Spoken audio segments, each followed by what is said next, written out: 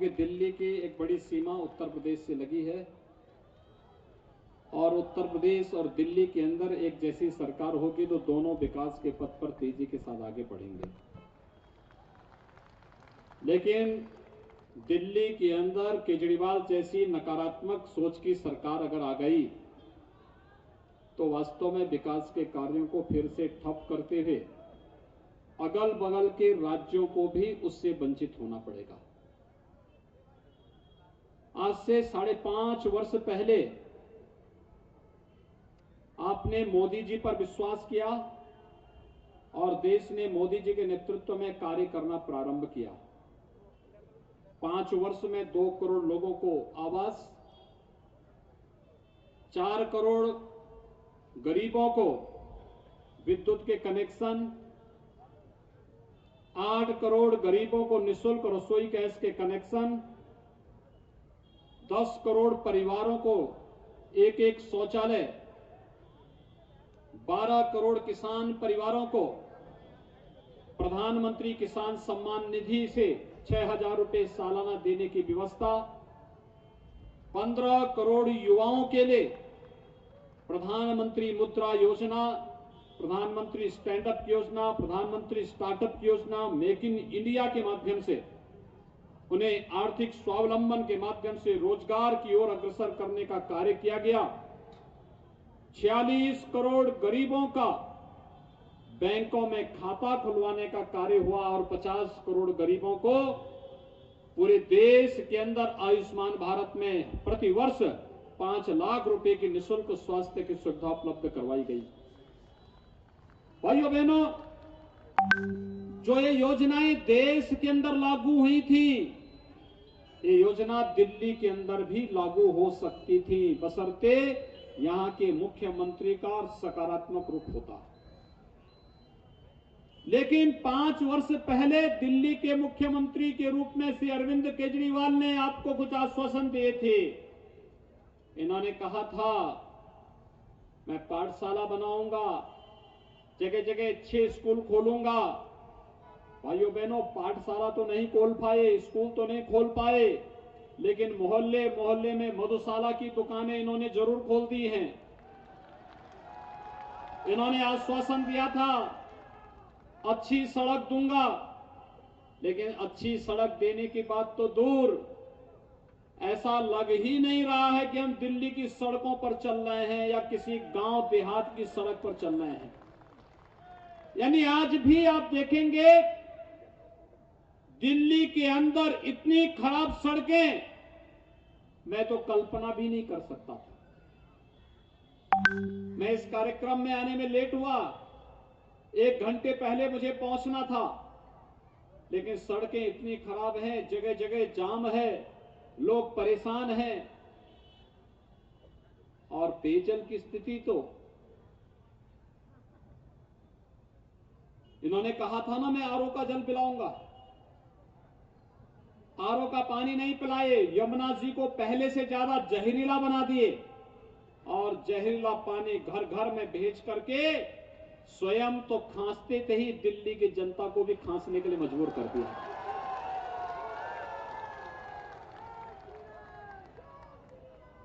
भाइयों बहनों,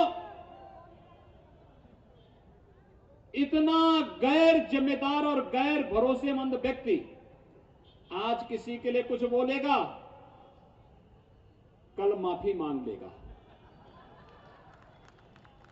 अगले दिन किसी नेता पर कोई आरोप लगाएगा और जब कहता है पहले कि मैं सबूत दूंगा और जब सबूत मांगे जाते हैं तो कहता है ये तो राजनीति में चलता रहता है। दिल्ली के अंदर क्या ऐसा गैर जिम्मेदार और गैर भरोसेमंद व्यक्ति को मुख्यमंत्री बनना चाहिए क्या? उनकी कारगुजारियों को आप सुनेंगे तो वास्तव में जिसने पिछली बार आम आदमी पार्टी को वोट दिया होगा पश्चाताप करेगा, लेकिन पश्चाताप करने की आवश्यकता नहीं। मैं आपका अभिनंदन करता हूं कि लोकसभा चुनाव में आपने भारतीय जनता पार्टी को सभी 7 के 7 सीटें यहां से जिता करके आम आदमी पार्टी और कांग्रेस की जमानतें जब्त करवाई। आपने पिछली उस गलती को सुधार दिया लोकसभा चुनाव में और आगामी विकास की आधारशिला को रखने के लिए आपका आह्वान करने के लिए मैं आपके बीच आया हूं। भाइयों बहनों, आज सुबह की एक घटना है। एक सज्जन ने मुझसे समय मांगा था मिलने के लिए। बहुत बड़े पत्रकार हैं देश के। उन्होंने मुझसे सुबह 9:30 बजे का समय मांगा था। मैंने 9:30 बजे का समय दिया, लेकिन वे 11 बजे पहुंचे। मैंने उनसे पूछा, मुझे चुनावी सभाओं में जाना था, तो मैंने कहा वो बेचारा बोला कि साहब मुझे कुछ समय और दे दीजिए। 11 बजे पहुंचे तो मैंने कहा मैंने 9:30 बजे का समय दिया था, आप 1.5 घंटे लेट क्यों आए? उसने कहा साहब मैं सुबह 7:30 बजे निकला था और मैं 9 बजे तक आपसे मिलने के लिए पहुंच जाता, लेकिन मुझे 7:30 बजे से मैं चला हूं और 3.5 घंटे लगे हैं आप तक पहुंचते पहुंचते, क्योंकि कहीं पर शाहीनबाग का जाम है, कहीं सड़कों के गड्ढों के कारण सड़कों में जाम है, और इस जाम दोनों का कारण कोई है तो अरविंद केजरीवाल है। मैं देख रहा था उनका स्लोगन और मुझे लगा कि पता नहीं इस व्यक्ति को अपने इस स्लोगन पर कुछ शर्मिंदा है कि नहीं है, क्योंकि पिछली बार इनकी सहानुभूति देखने को मिली थी किन लोगों के प्रति, जो जेएनयू में और जामिया मिलिया में एक ही नारा लगाते थे कि अफजल हम शर्मिंदा हैं। और भाइयों बहनों, ये अफजल कौन था? ये अफजल देश के लोकतंत्र पर हमला करने का गुनाहगार था। देश की न्यायपालिका उसे फांसी देती है, लेकिन अफजल के समर्थकों के प्रति सहानुभूति रखने वाला कोई दूसरा व्यक्ति नहीं, यही अरविंद केजरीवाल है।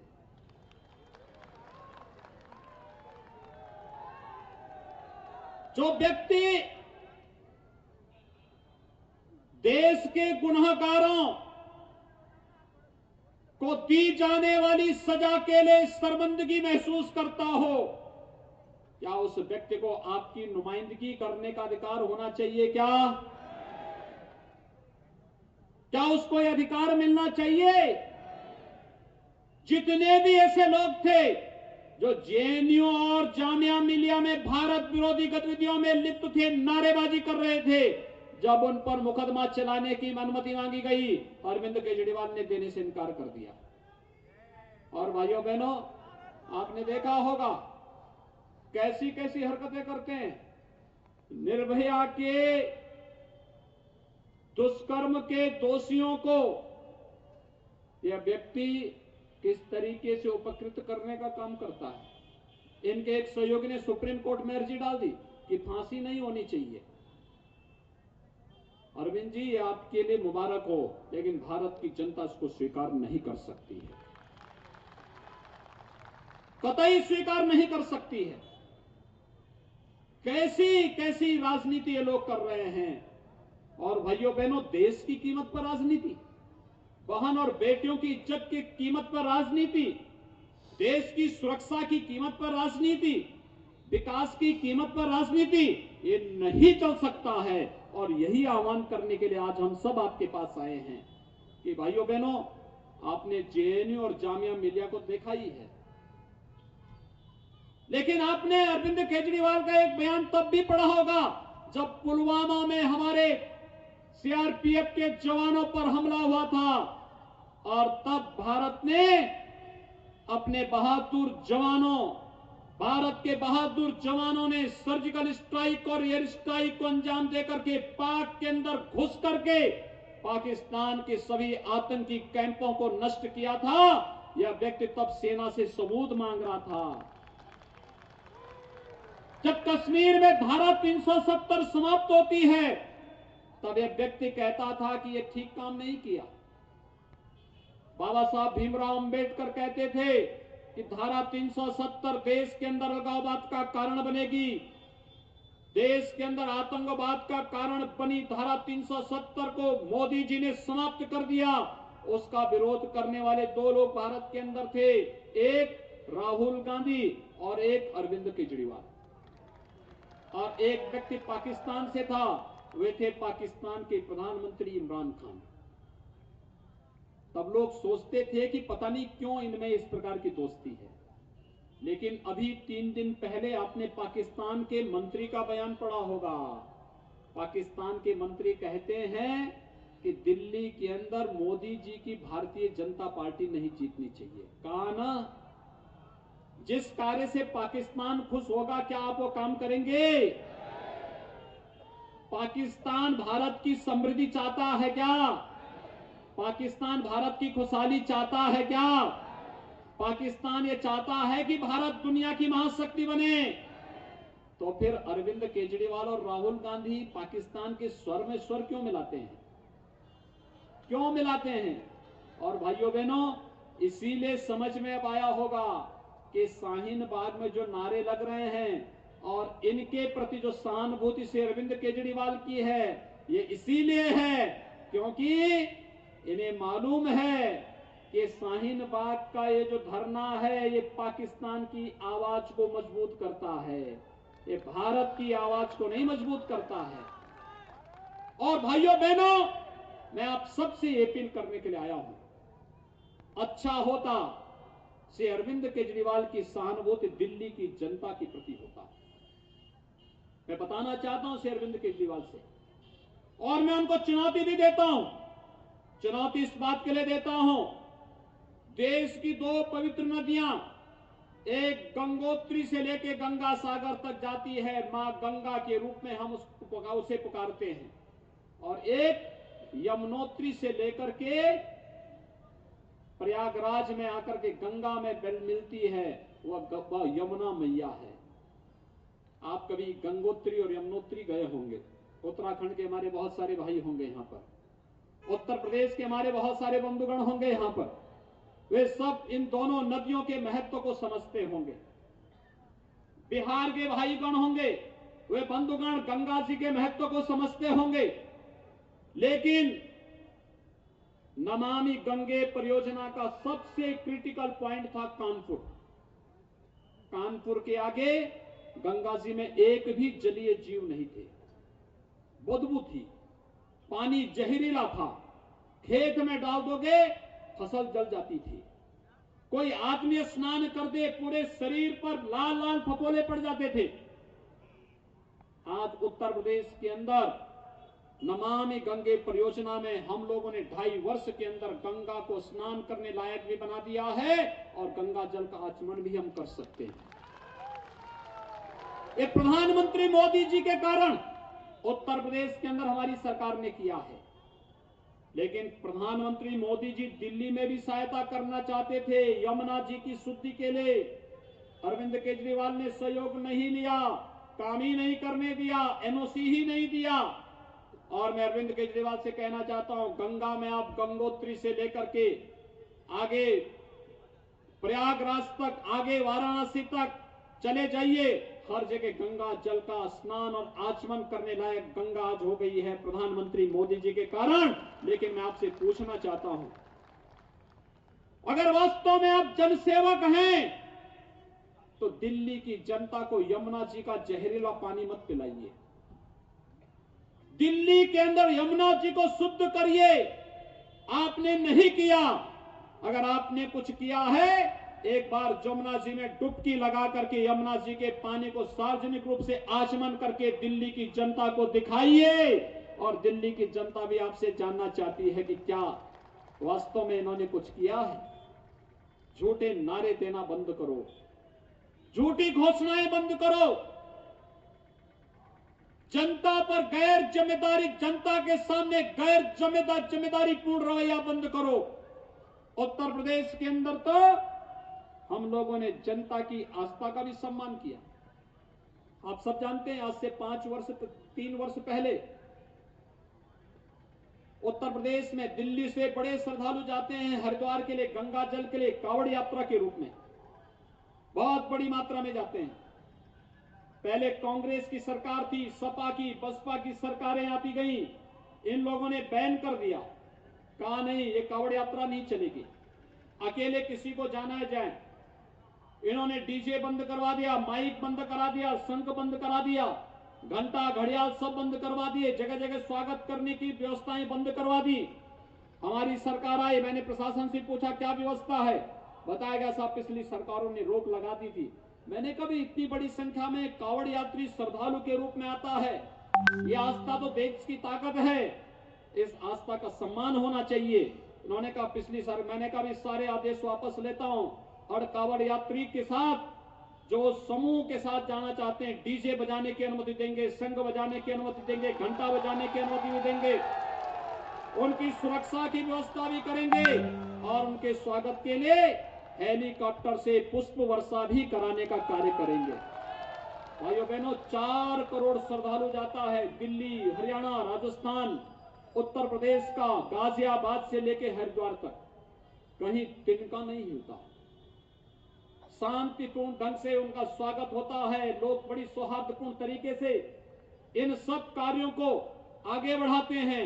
हम तो कावड़ यात्रियों का स्वागत करते हैं, कावड़ यात्रियों को हर प्रकार की सुविधा देते हैं, लेकिन अरविंद केजरीवाल शाहीन बाग के प्रति सहानुभूति व्यक्त करते हैं। यही अंतर है। भारतीय जनता पार्टी आएगी, भारत की आस्था का सम्मान करेगी। भारतीय जनता पार्टी आएगी, भारत के स्वाभिमान को आगे बढ़ाएगी, भारत को स्वावलंबन की ओर अग्रसर करेगी।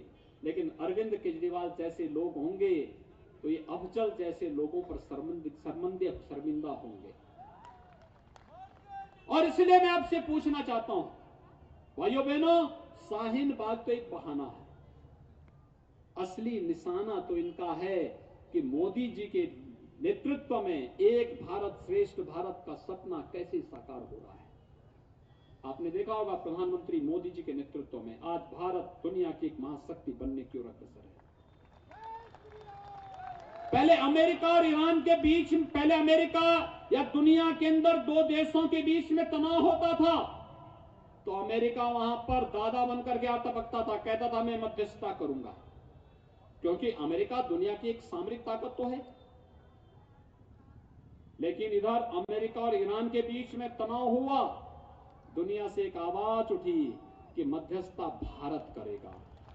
यह है नया भारत, यह है नया भारत। ये नया भारत कौन बना रहा है? ये नया भारत मोदी जी का भारत है। ये भारत की 130 करोड़ आबादी का भारत है और इस नए भारत के लिए दिल्ली जो देश की राष्ट्रीय राजधानी है, इस राजधानी को राजधानी के गौरव के रूप में स्थापित करना। बहुत दुख हो रहा था मुझे देख करके, टूटी हुई सड़कें, लटके हुए तार, बदबू कर रहा सीवर लाइन, पेयजल की दुर्व्यवस्था, खांसते हुए लोग और पूरी दिल्ली के अंदर जिस प्रकार की दुर्व्यवस्था केजरीवाल सरकार ने फैलाई है, भाइयों बहनों, हम इसको मौन बनकर के, तमाशबीन बनकर के चुपचाप नहीं सह सकते। आप सबसे मेरी अपील है, ये निशाना शाहीन बाग तो एक निशाना है, बहाना है। निशाना इनका कहां पर है? इन्हें आपत्ति है इस बात की कि मोदी जी ने इतने गरीबों को सुविधा कैसे दे दी,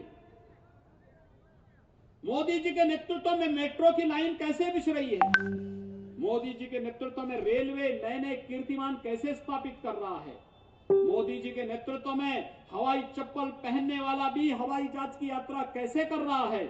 इन्हें आपत्ति इस बात की है कि देश के अंदर इंफ्रास्ट्रक्चर डेवलपमेंट के इतने बड़े बड़े कार्य कैसे हो रहे हैं। इन्हें आपत्ति इस बात की है कि मोदी जी के नेतृत्व में 3 तलाक की कुप्रथा क्यों हमेशा के लिए समाप्त हो गई, क्योंकि 3 तलाक की कुप्रथा को समाप्त होने का मतलब देश के अंदर फतवों की राजनीति समाप्त। अब कोई फतवा देकर के राजनीति नहीं कर पाएगा, जनता के बीच में काम करेगा, जनता सहयोग करेगी, देश संविधान से चलेगा, फतवों से नहीं चलेगा। 3 तलाक की कुप्रथा पर रोक लगा करके मोदी जी ने साबित कर दिया है। इन्हें आपत्ति है इस बात की कश्मीर में धारा 370 क्यों हटा दी गई, और इन्हें आपत्ति इस बात की है कि 500 वर्षों से जिस कार्य को योग लटकाते थे, आखिर वह कार्य कैसे हो गया। कौन सा कार्य? अयोध्या में भगवान राम के भव्य मंदिर के निर्माण का कार्य। आप सभी सहमत हैं ना?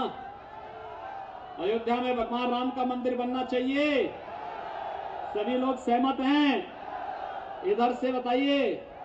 सभी लोगों के हाथ नहीं खड़े हुए हैं। इधर, उधर, इधर सभी लोग राम भक्ति हैं।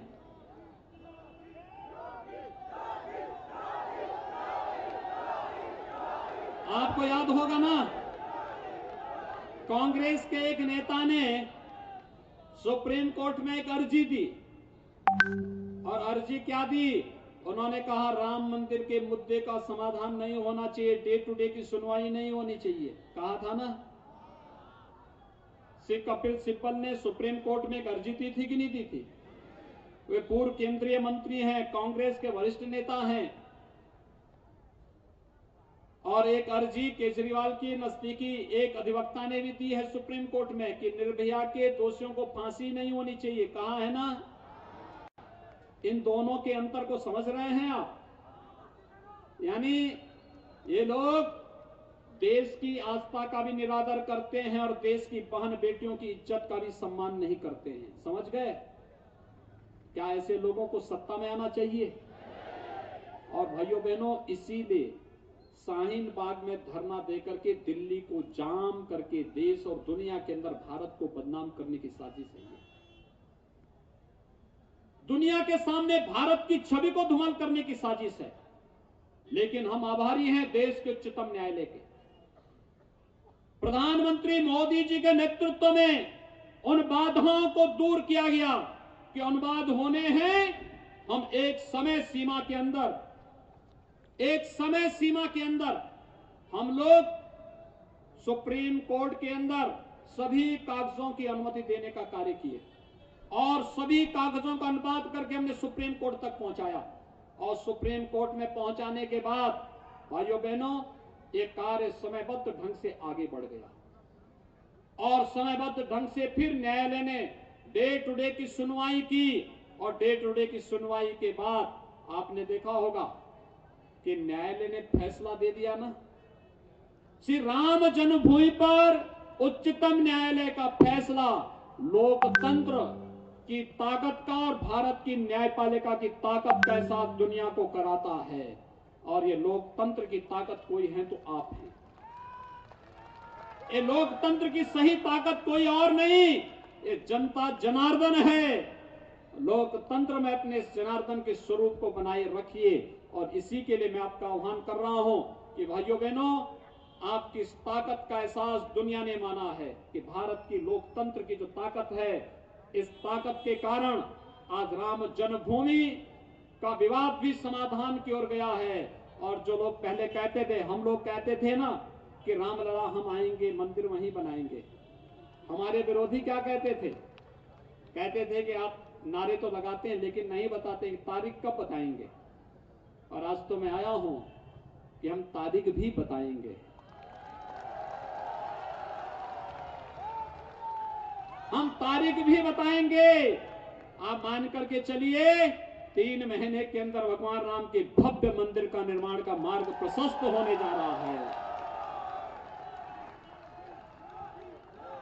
भगवान राम भव्य मंदिर के निर्माण का मार्ग प्रशस्त होना, भारत के राष्ट्र मंदिर के निर्माण का मार्ग प्रशस्त होना, एक भारत श्रेष्ठ भारत के निर्माण के कार्यक्रम को एक नई ऊंचाइयों तक पहुंचाना है।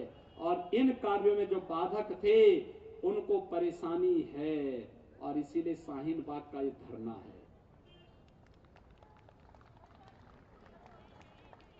अरविंद केजरीवाल की सहानुभूति आपके प्रति नहीं है।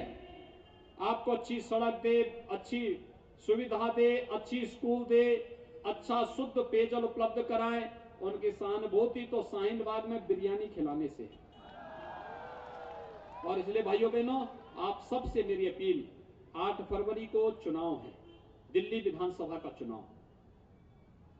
इतनी भारी संख्या में आप सब यहां पर उपस्थित हुए हैं। अगर आप में से हर मतदाता अपने राष्ट्रीय दायित्वों को और लोकतांत्रिक दायित्वों को समझ लें और तय करें कि भारत के लोकतंत्र के प्रति मेरी कोई जवाबदेही है, और जवाबदेही वही, हमें विकास भी चाहिए, हमें सुशासन भी चाहिए और हमें राष्ट्रवाद भी चाहिए। इन तीन मुद्दों पर जो खरा उतरेगा हम उसको वोट देंगे। भाइयों बहनों, भारतीय जनता पार्टी इन तीनों मुद्दों के साथ आपके पास है, और आप सबसे मेरी अपील होगी, हर मतदाता 10-10 मतदाताओं को मतदान करने के लिए लेकर के जाए, प्रेरित करें कि मतदान स्थल पर हम जाएंगे, मतदान करेंगे, और मतदान स्थल पर जाकर के मतदान करने के लिए प्रेरित करना, उस अभियान के साथ जोड़ने के लिए आज हम सब आपके पास आए हैं कि भारतीय जनता पार्टी ने एक सुयोग्य प्रत्याशी श्री प्रद्युमन राजपूत को आपके बीच में भेजा है।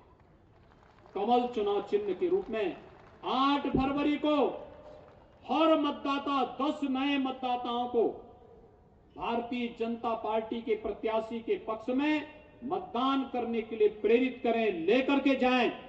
अगर आप अपने इस दायित्व का निर्वहन कर सकेंगे, क्या करेंगे? मेरे सामने हाथ खड़ा करके आश्वासन दो।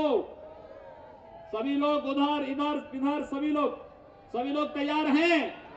सभी लोग मेरे साथ बोलेंगे, भारत माता की, भारत माता की, भारत माता की जय जय श्री राम, जय जय श्री राम, जय जय श्री राम।